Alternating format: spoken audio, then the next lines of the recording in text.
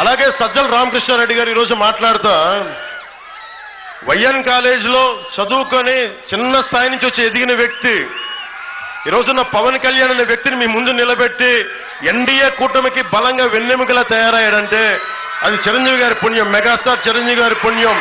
నర్సాపురం వాస్తవ్యులు, కాలేజీలో చదువుకున్నవాడు.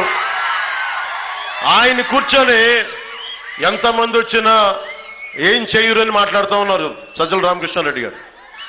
సజ్జల రామకృష్ణారెడ్డి గారు కూడా చెప్తున్నా, మీరందరికీ డబ్బులు ఎక్కువైపోయినాయి, మీ అందరికీ అధికారం ఎక్కువైపోయింది, నోటికి ఏదొస్తే అది మాట్లాడటం అలవాటైపోయింది మీకు.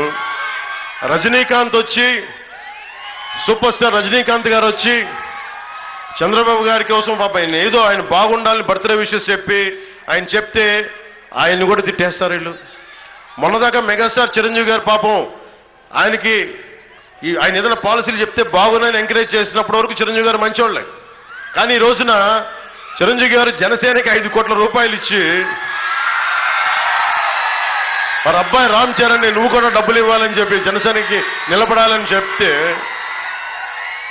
వెంటనే ఈ రోజున సీఎం రమేష్ గారు పెందుర్తి మన రమేష్ గారికి ఇద్దరికి మద్దతుగా నేను ఎన్డీఏ కూటమికి మద్దతు తెలుపుతున్నాను, లేదంటే వాళ్ళిద్దరికి మద్దతు తెలుపుతున్నాను అన్న ఒక మాట అనగానే చిరంజీవి వచ్చినా ఎవరు వచ్చినా ఏమవ్వదు, మాకు సింహం సింగిల్గా వస్తుంది, వాళ్ళు సింహాలు అంటాయి. ఒక్కసారి మీ ముఖాలు చూసుకున్నారా? అర్థంలో మీరు సింహాల్లా ఉన్నారా? మీరు గుంట నక్కల సమూహంలా ఉన్నారు తప్ప మీరు సింహాలా? మీరు సింహం ఎలా ఉంటుందో చెప్తాను మీకు, అది గడ్డం చూసుకోదండి.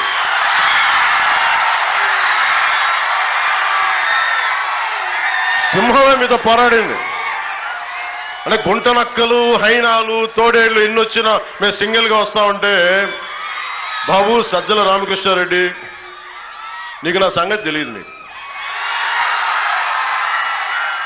నేను ప్రతిరోజు జగన్ కూడా చెప్తున్నా,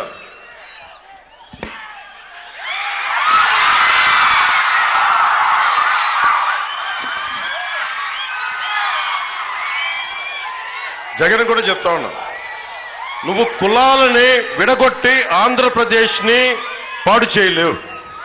నువ్వు కులాలు విడగొట్టే కొద్దీ నేను కులాలని ఏకం చేస్తాను. నువ్వు శెట్టి బలిజల్ని వదలట్లా, కాపుల్ని వదలవు, మత్స్యకారుల్ని వదలవు, ఎస్సీ సామాజిక వర్గాన్ని వదలవు, ఎస్సీల్ని కూర్చోబెట్టి ఇంకా దారుణం చంపేసి మీ ఎమ్మెల్సీ చేత చంపేస్తే ఎంత ధైర్యం కాకపోతే మీరు డోర్ డెలివరీ చేసి నేనే హత్య చేశానని చెప్పి అతన్ని జక్కంపూడి రాజా గారు భుజాల మీద పెట్టుకొని ఊరేగిస్తుంటే వాట్ అన్ అడ్రాసిటీ అనిపిస్తుంది. ఎంత దురహంకారం లేకపోతే మీరు ఆ పనులు చేస్తారు. మీరు అంటే ఆంధ్రప్రదేశ్లో ఎవరికి ఆలోచించడం మీకు భయపడతారని మీరు అనుకుంటున్నారా? బ్లేడు ప్యాచ్లను పెట్టుకొని మీరు రాజ్యాలని, మీరు ప్రజల్ని నియంత్రణ చేద్దాం అనుకుంటున్నారా? సజ్జల రామకృష్ణారెడ్డి గారు మీకు కూడా చెప్తున్నా, మీరు పులివెందల నుంచి వచ్చారు, లోపల ఈ అరాచకాలు చేసే మీరు ఆ ఫ్యాక్షన్ మైండ్ సెట్ నుంచి వచ్చారు నాకు తెలియదు.